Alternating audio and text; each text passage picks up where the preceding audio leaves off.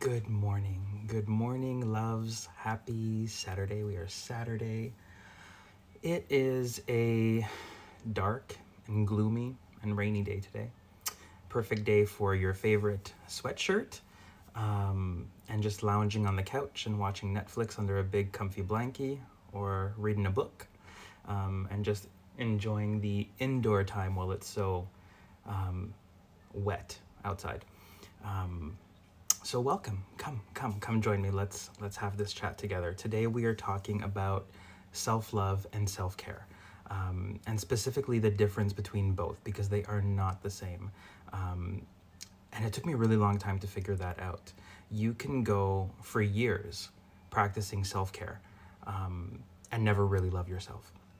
So today we're going to talk about that. We're going to dive into what the differences are between both. And what sets them apart and how we can create this unique medicine that is truly ours, that truly heals us and recharges our batteries and replenishes us and restores us so that we can show up more fully for the people in our lives.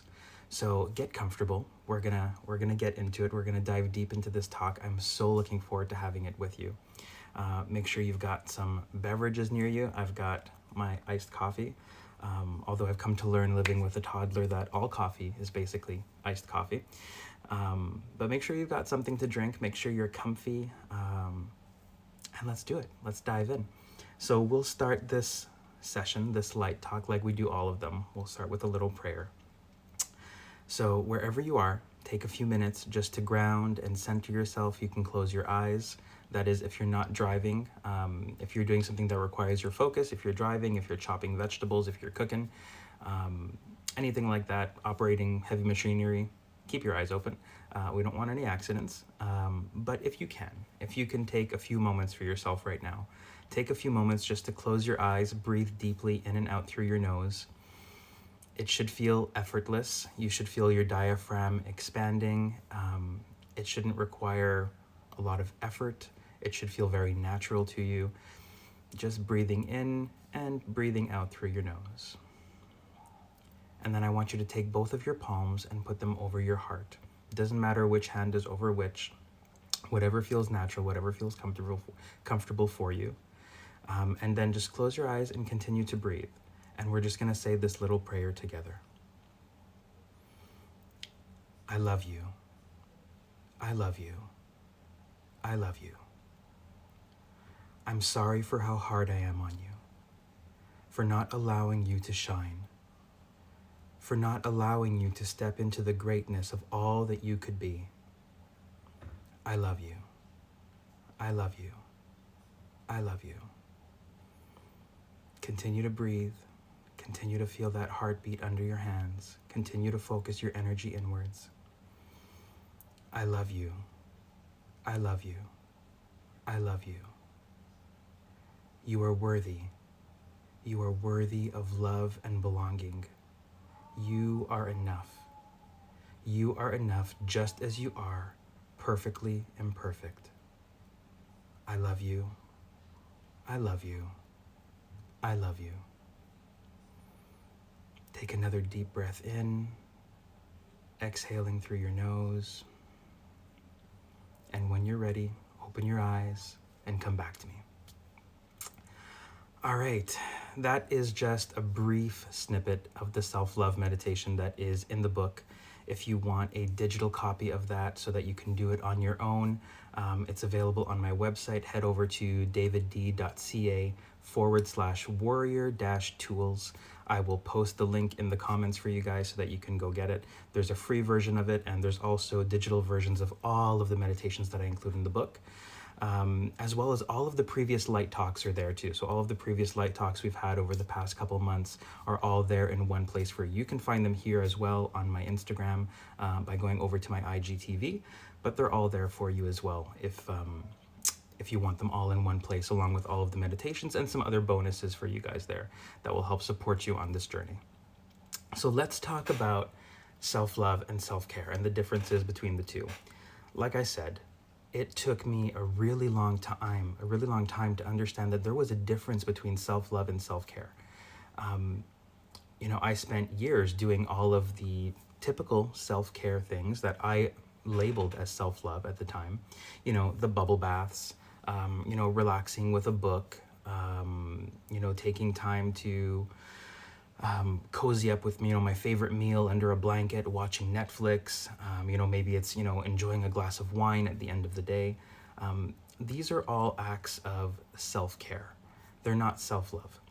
And I'm going to talk about the difference between the two. But basically what I want you to take away from this is that self-care are those moments that we give ourselves that allow us to recharge our batteries, to reconnect, to plug back in, to refill ourselves so that we can show up more fully for everyone around us in our lives, in our families, in our communities.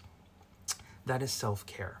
It isn't self-love. You can go weeks, months, years, decades living off of self-care, but never truly loving yourself and never really loving the person you are inside.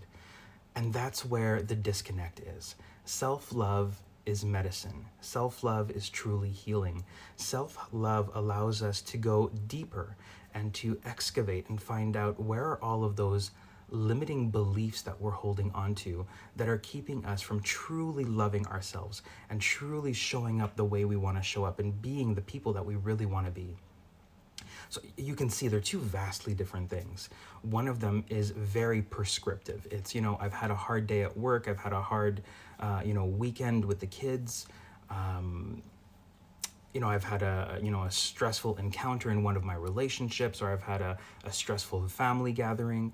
And now I need a moment. I need a bubble bath. I need time just to sip on a cup of tea and plug back in and recharge my batteries.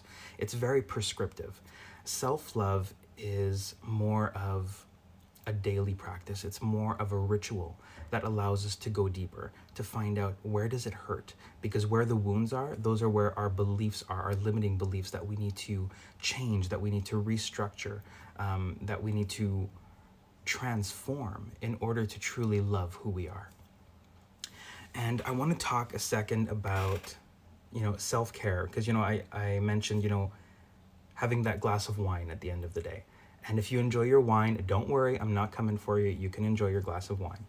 But what I do want you to ask yourself is, why am I having it? Because we can do whatever we want. We have free will. But I want you to understand your motives. I want you to have the awareness behind what it is that you do. Are you having that glass of wine just because you truly enjoy that glass of wine and you like the way it tastes, and you really enjoy having that moment to yourself where you get to sit and sip on it and savor it? Awesome. If that's the case, that is self-care. But if you're having it because, like I said, it's been a stressful day, it's been a stressful week, it's been hard with the kids, you need to take the edge off, it's not self-care. It's self-avoidance. You're avoiding the stress, the feelings that are going on within. And in that case, I want you to ask yourself, is this the most constructive way to deal with that? I'm not saying that you have to give up your wine, or that you have to give up alcohol, or if you have to give up anything in reality. You don't have to give up anything. But I just want you to have the awareness of why it is that you do what you do. Are you doing it as a tactic of avoidance so that you don't have to deal with the stress, the anxiety, the tiredness? If that's the case, maybe take 5-10 minutes for yourself, put in a meditation, put in a guided meditation, put in the self-love meditation that we did at the beginning that, you know, we did a snippet of. Do something to nourish yourself first and then have the wine, or ask yourself if you still want the wine. And then you'll get to really understand, am I having it because I really enjoy it and it's really what I want? Or am I having it because it's a coping mechanism for me? So I just want you to have that awareness, and I want you to be able to have that dialogue with yourself, and really understand why it is that you're doing the things that you're doing. So that being said, let's talk about self-love. There are 3 essential truths to self-love. I call them the 3 essential truths. They're the 3 pillars. You need to understand each one to really understand how to dive deep, and love yourself from within, to rewrite all of those limiting beliefs, to excavate and go and find those hidden wounds, all the places that it hurts, because that's where our self-love is most required. So the first essential truth for self-love is self-compassion. We've talked a lot about compassion in the previous light talks, specifically about having compassion for others. But I want you to now take everything that we've learned, everything that we've talked about, and internalize it, give it to yourself. Self-compassion is about removing judgment. It's looking at the deeds that you do. It's looking at the actions that you take and removing the judgment from that. Removing the, oh, I could have done this better. Or, oh, I should have done that differently. Or I should have said this. I shouldn't have done that. I shouldn't have said this. I shouldn't have shown up in that way. I shouldn't have raised my voice. I shouldn't have lost my patience. I want you to take all of that judgment and I want you to strip it away. I want you to strip it away, and instead I want you to shroud yourself with compassion. Compassion with, I'm doing the best that I can. I'm doing the best that I can with the tools that I have at my disposal. I'm doing the best that I can, given the current situation, given the current environment, given everything that's going on in my family, everything that's going on in my home, everything that's going on in society, everything that's going on in the world right now. I'm doing the best that I can. Does it mean that I don't know differently? No. Does it mean that I don't know how to do better? No, absolutely not. We probably do know how to do better, but that's okay. It's okay, even if we know how to do better, even if we know how to show up differently, and we're not there right now because we are struggling with whatever it is that we're living, whatever it is that we're going through, it's okay. I want you to give yourself permission to be okay with that. And that's what self-compassion is. It's removing the judgment of however you are showing up, the judgment of however you are responding in situations or relationships. Just take away all of the judgment. Yes, we can do better, and there will be moments in the future where we will have opportunities to put that into practice, to do better, to show up in a more loving and compassionate way towards others. But first, to be able to extend that love and compassion to others, we need to know how to give it to ourselves. We need to know how to take that love and compassion and bring it inwards. Because when you truly understand how to love yourself and to give compassion to yourself and how to forgive yourself, we spent a whole hour last week talking about forgiveness. When you learn how to apply all of that internally towards yourself, it vastly changes the way you can show up for other people, the way you can extend love, and the way you can extend compassion. So that's the first essential truth, is self-compassion, removing the judgment of whatever it is you're doing, whatever it is you're feeling, however it is that you're responding. Just removing that judgment and just giving yourself love and being okay with, this is where I'm at. This is how I'm handling it. This is the best that I can do in this moment, in this second. With all of the tools that I have at my disposal, this is what I'm able to reach for. Because sometimes in those moments of struggle, of anxiety, of stress, it's very hard to see the tools that we have at our disposal, especially if they're not things that we are used to practicing. If we're not meditating every day, if we're not, practicing self-love and self-compassion on a daily basis, we may have the awareness and the understanding of these tools, but we don't have the reflexes to reach for them. And this isn't, again, remove the judgment. This is not a criticism of, oh, I should be meditating every day and I'm not. This is not another opportunity to beat yourself up or attack yourself. That's not what this is for. This is an opportunity to understand that you are doing the best that you absolutely can with what you have at your disposal right now. And the more we cultivate this, the more we cultivate self-compassion, the more we cultivate all of these spiritual tools, the easier it will be for us in these moments. So that is self-compassion. It's looking beyond our fears and looking to get deep towards our wounds. What is it that's hurting? What is it that's causing us to be triggered? What is it that is causing us to respond in this way?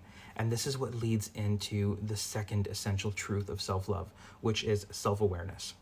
I consider self-awareness to have three parts to it. The first is awareness. The second is knowledge. The third is wisdom. So let me talk briefly about each one of these, and you'll understand how all of these kind of flow into each other and how they're all interlinked. So self-compassion is removing the judgment. It's looking beyond our fear to understand where the wounds are. The first part of self-awareness is having the awareness that we are in a pattern, that we are not in alignment right now with who we want to be, how we want to show up in the world, that we are not in alignment with our values, our principles.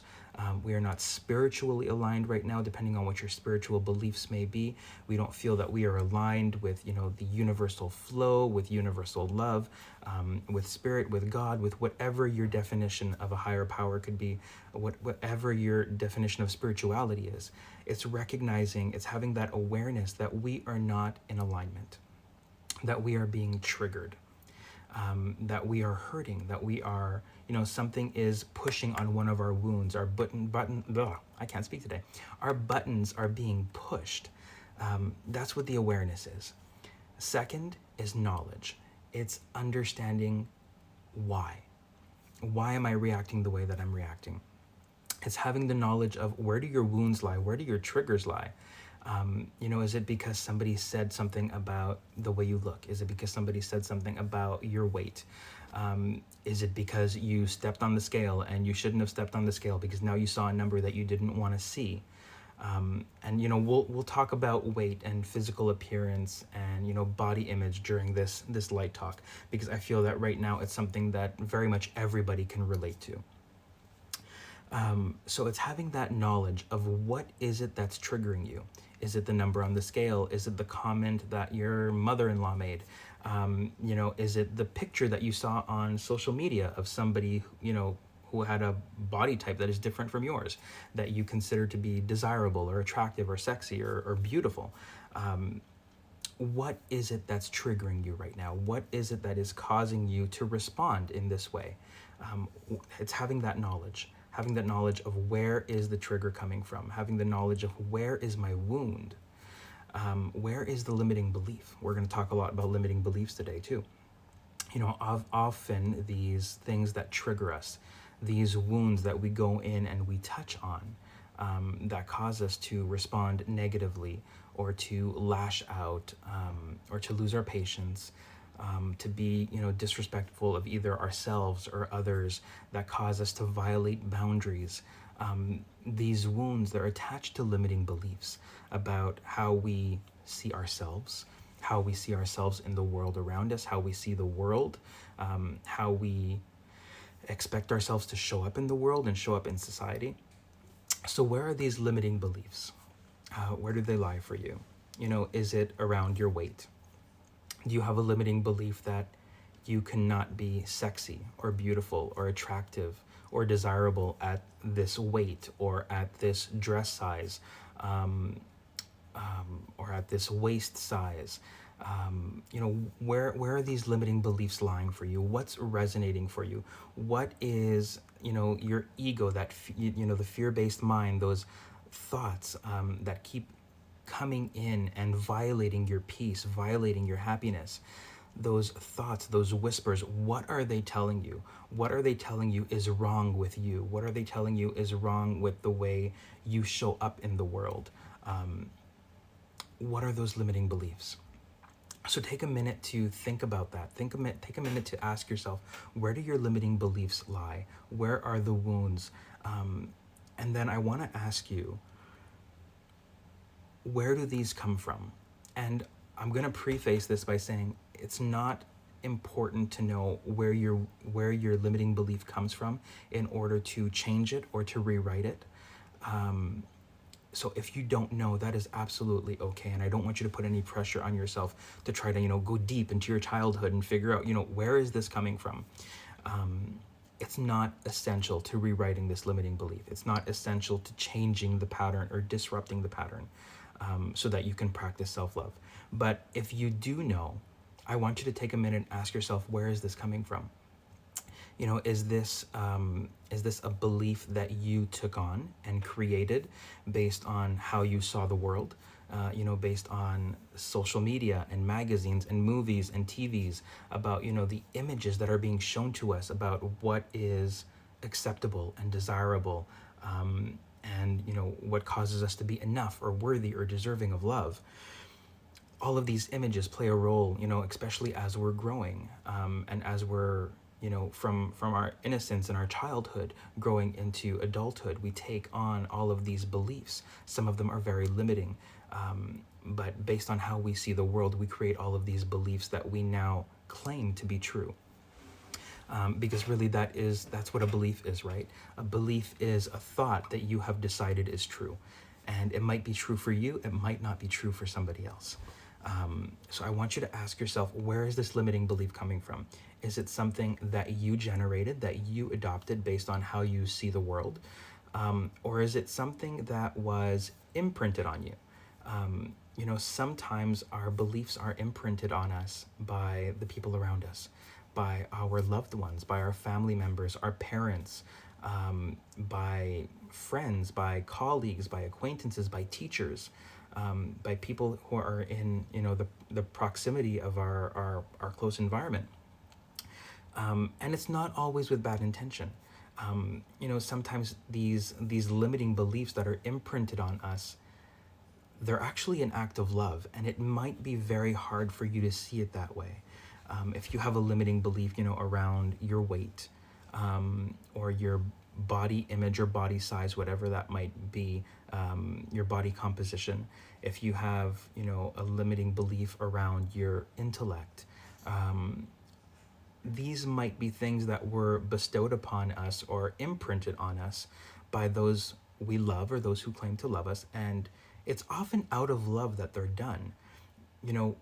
It's often to try and protect us, to try and shield us, in order to not have such high expectations of ourselves, or high expectations of, where we can go and what we'll be able to do and who will be able to, meet, or who will be able to love us in the future. And as horrible as it may sound, these limiting beliefs, they're not always meant to hurt us, although that's often what ends up happening. That's often, the repercussion of these beliefs that are imprinted on us. Often they're meant to try to shield us and to try to protect us. And often they stem from limiting beliefs that person has about themselves. And again, that could be a limiting belief that's been passed on now from generation to generation to generation, based on how we see society, how we see women, how we see beauty, how we visualize beauty. Those could be limiting beliefs that are continuously being passed on from generation to generation to generation. Or it could be a limiting belief that, your mother, your father, your aunt, your sister, your teacher had about themselves. And now they're passing that along to you because they weren't able to protect themselves. So now they are passing this along to you in hopes that they can protect you by imprinting this belief on you, which is often a limiting belief, and it often ends up hurting us and doing more damage. So if you know where your limiting belief comes from, that's great. It'll just help you to identify, is this something that I've created, or is this the voice of somebody else that I'm hearing? And if it's the voice of somebody else, then it might be as simple for you as just saying, you know what, that is your truth. It is not mine. I choose not to accept that as my truth because this is not my belief. This was not generated from me. Now, if this is a belief that you generated yourself, or if you can't remember, that is okay. We don't need to go to the root of where it came from. Instead, what I want you to ask yourself is, what is this belief costing me? What is it costing me to continue to live with this limiting belief? Am I, putting myself down? Is it affecting my self-esteem? Is it affecting my self-confidence? Is it affecting my ability to connect with other people? Is it affecting my ability to have passion in my relationships? Is it affecting, the longevity of my relationships because I'm not loving myself or seeing myself as beautiful or desirable, and it's affecting the longevity of my relationship because I can't show up and be intimate or be fully myself in my relationships? Or is it costing you the opportunity to actually be in a relationship because you don't love the way you see yourself, you don't love yourself, you don't love your body, you don't love your size, you don't love your hair, your skin color, whatever it might be, and that's limiting you. It's causing you to not be able to put yourself out there and attract the person that you want to be with, or enter into the type of relationship that you want to enter into, that you consider yourself to be worthy of. So I want you to ask yourself, what is this limiting belief costing you? Once we understand what it's costing us, what it's keeping us from, the things that it is keeping out of our lives, it gives us the power, it gives us the leverage to go in and change that belief. So this is all part of self-awareness. It's all part of the second essential truth of self-love. The third essential truth, and we'll come back to limiting beliefs, don't worry, I'm not going to leave you hanging right there. The third one is self-acceptance. And self-acceptance does not mean that where you are or how you look, what, or, you know, the reality of your current relationship, the reality of your, whether it be a romantic relationship or a platonic relationship, the reality of your current, you know, situation in your job, in your family, in your society. It doesn't mean that your current reality will always be your reality. What self-acceptance means, and what it is realizing that this is where I am right now, and it is okay. It is okay to be where I am right now. It is okay to be in this place where I'm not loving myself. It is okay to be in this relationship that is not filling me up, that is not, the relationship that I envision for myself. Self-acceptance just means acknowledging where you're at, in order to be able to move forward. Because if we deny where we are, if we lie to ourselves about our current reality, it makes it impossible for us to change it.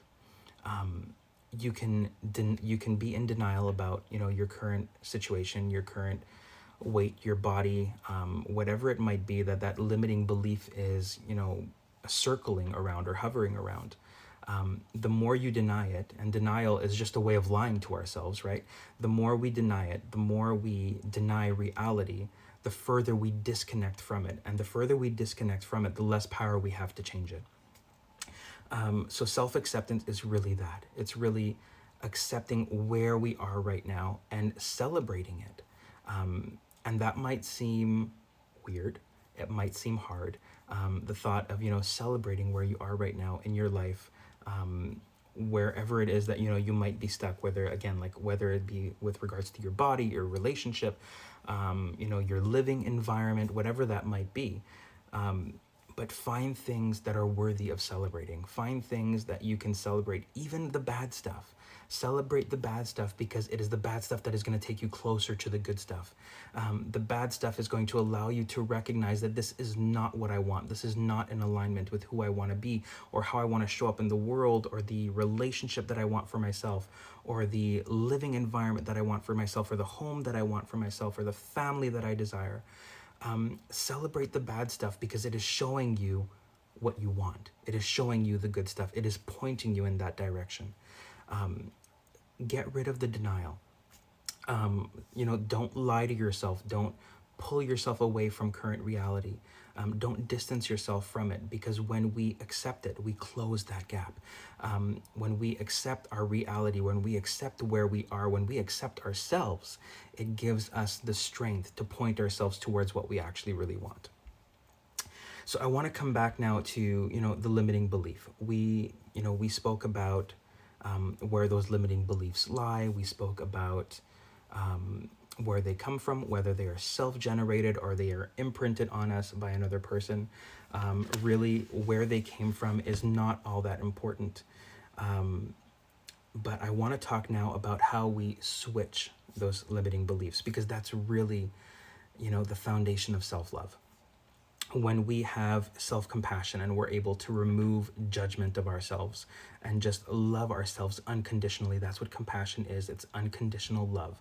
When we are able to remove that judgment and then have the awareness to see where we are and to recognize that we are out of alignment, and the knowledge to understand why we are being triggered right now, what is pulling on those limiting beliefs that is causing us to react in this way, then we get to tap into the wisdom of who we truly are and what we truly need in order to create that unique medicine that will deeply heal us and allow us to show up a lot more fully in our lives and in our relationships.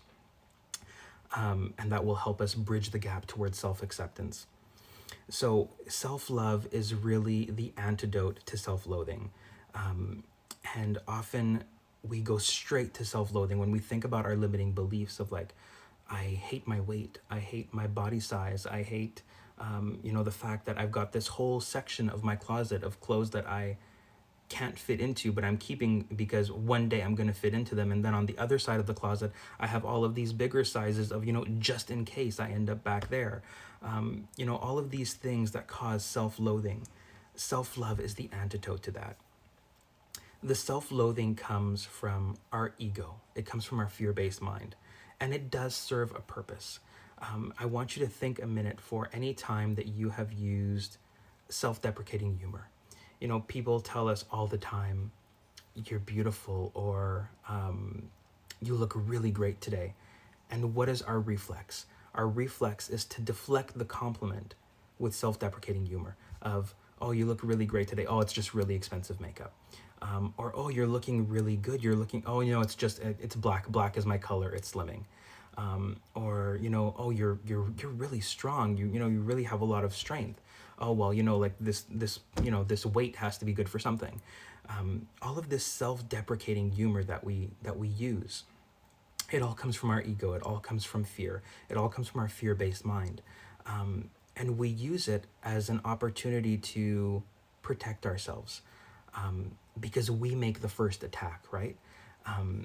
We believe that it will be easier if somebody is going to hurt us if we say it first, because then it's not going to be a surprise. It's not going to hurt as much. But the truth is, it always hurts. If somebody comes for us in these areas where we are self-conscious, where we are wounded, where we have these limiting beliefs, no matter how much self-deprecating humor we use, no matter how much self-loathing we have, when somebody else comes for us in these areas, it will always hurt. It's always going to hurt. So instead of using self-deprecating humor, instead of using self-loathing, what if we apply the antidote to that and we use self-love instead? What if we look at those limiting beliefs and we call bullshit? We look at these beliefs and we recognize that these are not truth, that we may have bought into these for so long, for years, for decades, perhaps for our entire life, up until this moment. What if we look at these limiting beliefs for what they are? They're just fear-based thoughts. I want you to think about any limiting belief that you have about yourself, about your worthiness, about what it is that you deserve. And then I want you to look for the opposite. I want you to look for proof that this belief isn't true. And if you can't find it within your own life, look outside of you. There are so many beautiful examples, in the world around us today. If you believe that, you can't be sexy or beautiful or desirable, based on your weight, your body size, your body composition, your body shape, your skin color, whatever, go outside and find yourself an example that says that isn't true. I mean, I think of Lizzo, and I think of how beautiful and radiant and gorgeous and sexy she is and confident she is. And then, I look at myself and I think, okay, well then it's not true. It's not true that you can't be beautiful or confident or attractive or desirable at this weight or, at this size, because if she can do it, I can do it. Or, I think of people like Jonathan Van Ness, if you're not familiar with who he is. He's on Queer Eye, and he's openly queer. And, we get caught up in, in terms of beauty images and beauty standards with regards to women. They're also very much present for men, by the way, too. We don't hear about it as much, and we don't talk about it as much. And I think it's mostly because, men have been taught one of two things: either one, to not give a shit, or two, we've been taught to suppress everything. We don't talk about what hurts. We don't talk about the areas where we feel weak or we feel vulnerable. We don't talk about, the areas in our lives where we feel that we don't measure up because it's a sign of weakness, and men are supposed to be strong, and we're not supposed to show signs of emotion. But I mean, all of these beauty standards, all of these beauty images, they exist for both sexes, for both genders. Wherever it is that you feel you lie on the gender spectrum, they're there. It's just that, half of us have been conditioned not to talk about it. but they're still there. They're still very much present. And if you're part of the gay community, you'll know, and you'll recognize and resonate with the fact that they're even more prevalent. In the gay society or in the gay culture, body image is even more important. It's a standard that you need to subscribe to. It is a metric in order to fit in and to be part of the community and part of the society. And that's starting to change, but body image is still very highly regarded within, the LGBT community, specifically amongst gay men. But then you can look at, beautiful people like Jonathan Van Ness, who is queer and extra and over the top and full of love and compassion and kindness, and loves himself unconditionally and does not give a shit about what anybody else thinks of him, or what he looks like. And the thought of being undesirable or unattractive doesn't even enter his mind, because of how much he has filled himself up with self-love. So, as you look at these limiting beliefs that you have of, oh, I can't be desirable at this weight, or I can't be desirable, with this body shape, or with this color of skin, or at this size, or at this dress size, whatever it is, I want you to go out and look for proof that that isn't true. Because as we find proof that that isn't true, these limiting beliefs begin to shrink. The voice of our ego begins to shrink. All of those fear-based thoughts begin to diminish.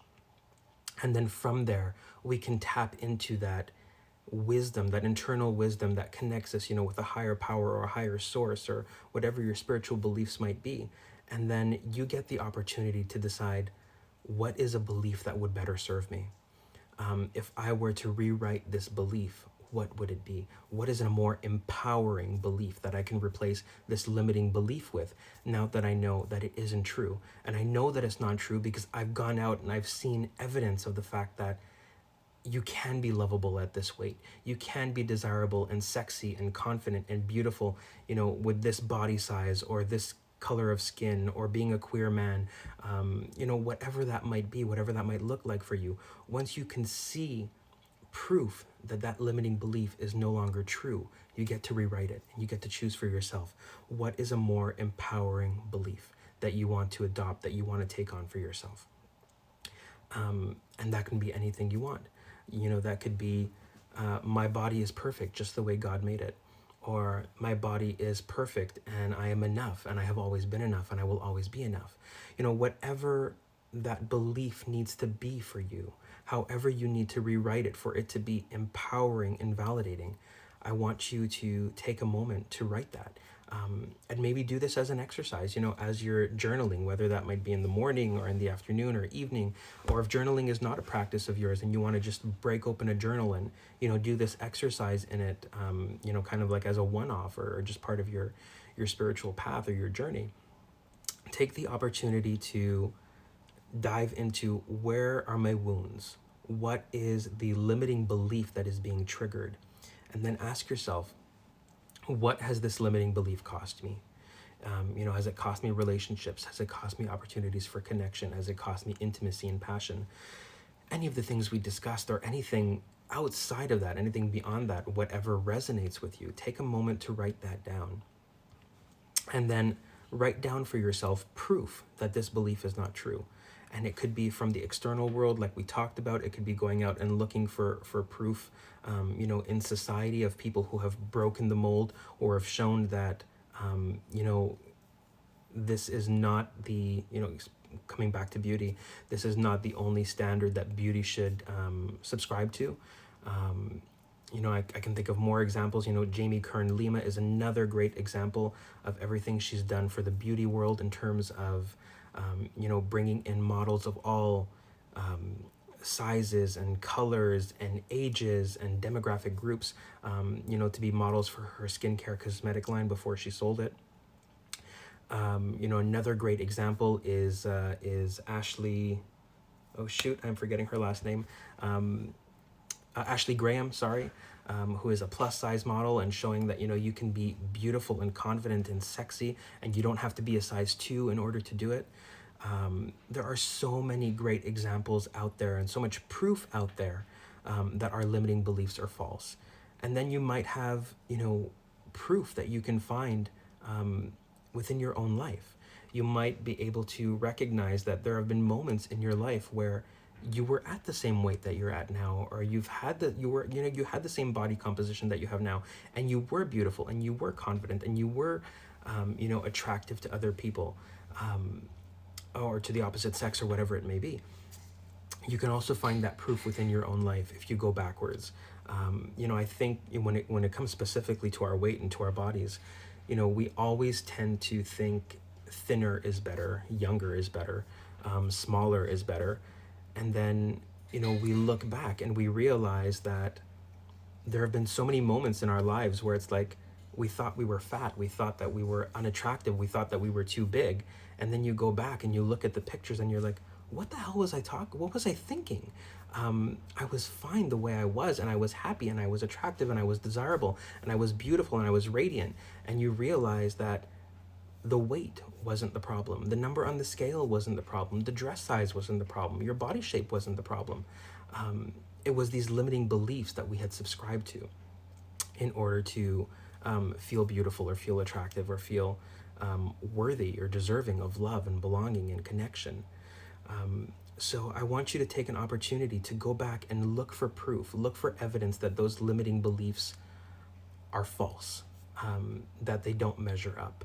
And like I said, look either within your own life or look out into the world, look out into society, like all of these people who are, breaking all of those rules and redefining what beauty and self-confidence looks like, and what's attractive and what's desirable. Look at all of these amazing people like Jamie Kern-Lima and Ashley Graham and Lizzo and Jonathan Van Ness.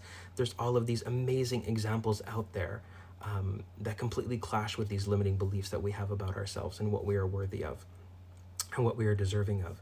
And then once you've identified what that proof looks like, once you've taken an opportunity to recognize that these limiting beliefs are false, that they don't have any merit, then begin to write a new belief for yourself.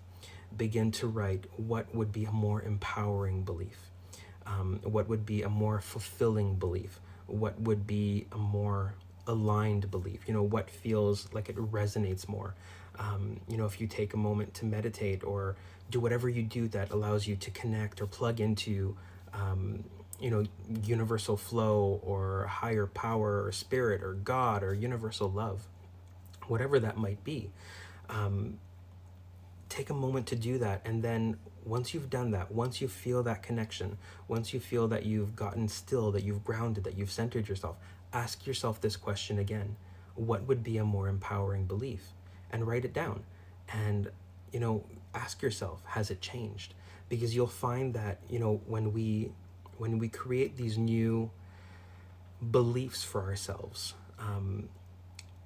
outside of this state, sometimes they tend to be a little bit superficial or misaligned.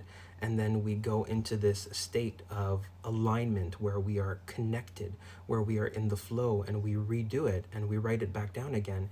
And we realize that it's either vastly different from what we had originally thought of as an empowering belief for ourselves, or that it's actually so much simpler. It's so much simpler that we don't need to worry about our weight, our size, our body, our body shape, and a limiting or an empowering belief for yourself could be as simple as, my body is perfect just the way God made it. And then from that point, you get to fill yourself back up. You get to accept who you are and where you are. And that doesn't mean, like I said, it doesn't mean that where you are now will be where you will always be. But it just means that I am perfect and I am lovable just the way I am. I am enough just the way I am. I am deserving of love and belonging and connection just the way I am. And if I want to step on, the treadmill tomorrow and I want to work out so that I feel healthier and more vibrant and energetic, great. If I want to, drop a few pounds because, this isn't optimal for my health, and I want to reinvigorate myself, great, I can do that. But I am perfectly enough just the way I am. And this action of exercising, eating better, trying to be healthier, trying to be more active is not going to make me more enough. It's not going to make me more worthy or more deserving. It's just going to allow me to continue to tend to myself and practice self-love and practice self-acceptance. So self-acceptance doesn't mean that where you are now is where you will always be. It just means acknowledging where I am now, acknowledging where I am on the map, celebrating that, celebrating who I am, the good, the bad, the ugly, whatever I think it may be. Celebrating that, acknowledging it, allows me to create a vision for my future. It allows me to create a path for where it is that I want to go. And then as we create these new beliefs, these new empowering beliefs for ourselves, we get to anchor ourselves more fully into who we are. And these new beliefs, these empowering beliefs that we create, these become our daily mantras, because the ego will always be present. Our fear-based mind will always be present. It will always kick back in moments of doubt, in moments of weakness or stress. And I don't mean, physically or spiritually weak. I mean moments where, we've been beaten down by life, where we have been, stressed beyond measure. There are always going to be moments where these limiting beliefs are going to try to creep their way back in. But when we have these new empowering beliefs to anchor ourselves in, when these become our mantras, when we recognize these limiting beliefs starting to creep back in, we can say, no. Nope, we've been there, we've done that. No, we're not going to go there again, because I know that this belief isn't true. I've seen proof, I've seen evidence of the fact that this belief is not true. This is my new belief. This is my new empowering belief. So I want you to take a moment to do that exercise, to recognize, as part of self-love, we talked about the 3 essential truths: self-compassion, self-awareness, self-acceptance. You'll be able to watch the replay and dive back into those. As you go through these limiting beliefs, I want you to rewrite them and decide what would empowering beliefs be, and let those become your daily mantras. And then another challenge I want to give you as part of practicing self-love is, in order to stop practicing self-loathing, we need to get rid of self-deprecating humor. We all use it, and sometimes we're not even aware of the fact that we use it. It's become such a reflex for us to belittle ourselves and diminish ourselves, especially in the face of a compliment. I want you to start reprogramming yourself, reprogramming your mind, not to fall into self-deprecating humor when people do offer you a compliment. Because we've said it before in these light talks, and I'll say it again: God works through people, and whether you believe in God or not, whatever your religious or spiritual beliefs might be, God, the universe, love works through people. And when somebody offers you a compliment, I want you to recognize that as them seeing and recognizing the light, the beauty, the glory that is within you, that is you, and reflecting it back to you. And I want you to take that as an opportunity to remember who you are. And notice I didn't say believe. I don't say, to learn to see yourself this way, because we do not need to learn who we are, or the glory of who we are, the magnificence of who we are. We do not need to believe the magnificence of who we are or the splendor of who we are, because you have always been amazing. You have always been enough just as you are. You always will be. You will always be enough. You will always be worthy of love and connection and belonging and compassion and respect. So when somebody offers you these moments of light where they are reflecting your glory back to you, and they are reflecting the gloriousness that is you, I want you to take a moment to really hear them and to remember who you are. Remember the magnificence of who you are, because God, Spirit, the universe, universal love, whatever it may be for you, is trying to remind you of who you are. And it's not something you need to learn how to believe in, because it already is there. It's already you. That's already who you are. You just need to learn to remember, to strip back the layers of, who society told you needed to be, of who society told you what be acceptable and deserving and enough, and attractive and beautiful and sexy and confident, all of that. Just strip back all of the layers so that you can remember who you truly are. So when somebody offers you a compliment, hear them, because they are just reflecting your light back to you.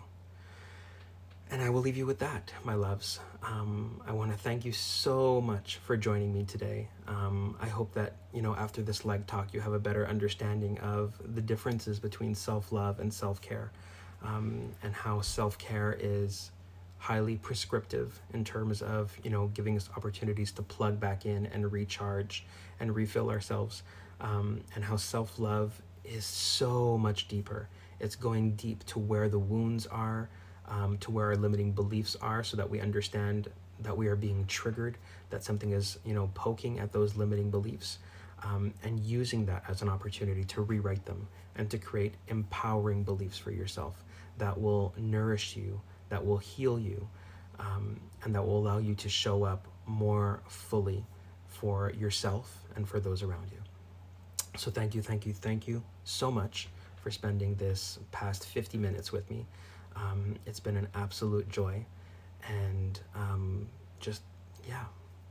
if somebody offers you a compliment, if somebody offers to reflect back your light, your glory, your magnificence, please, please, please hear them. Hear them, because they are speaking truth. Sending you love and thanking you again, as always.